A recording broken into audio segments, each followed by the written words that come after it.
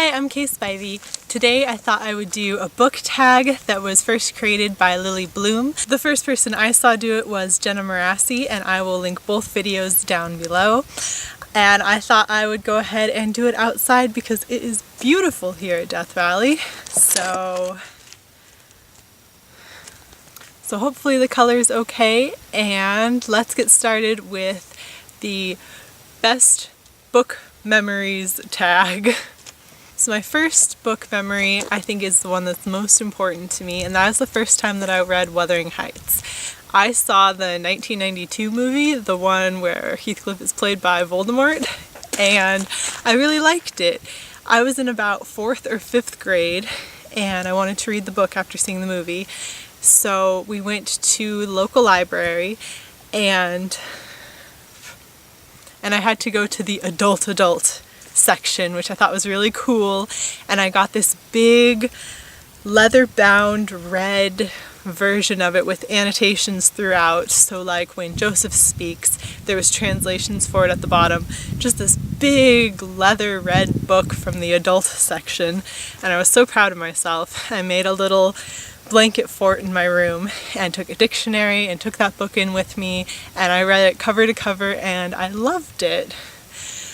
It is completely different from the movie. I think I was probably reading to try and find all the little romantic things in it, and that wasn't there, and yet I really enjoyed the book, and I was so proud of myself for having read it, and so that was a big step for me, and I ended up rereading it every couple of years just because I really enjoyed it, and it was just really good writing, and it was around that same time that I thought I maybe wanted to become a writer.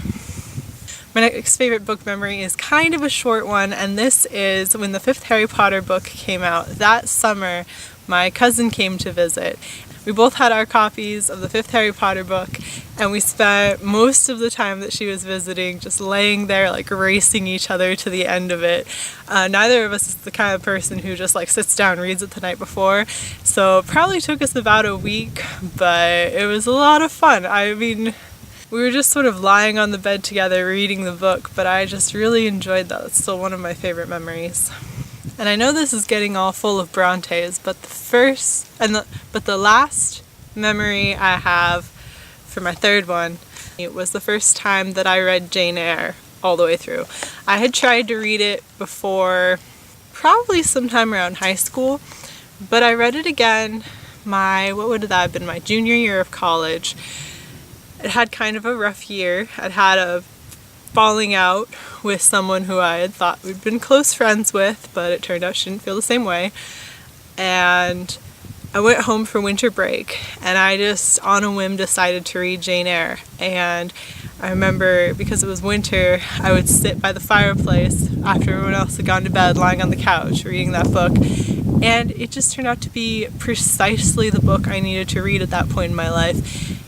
It kind of helped me through that time a bit.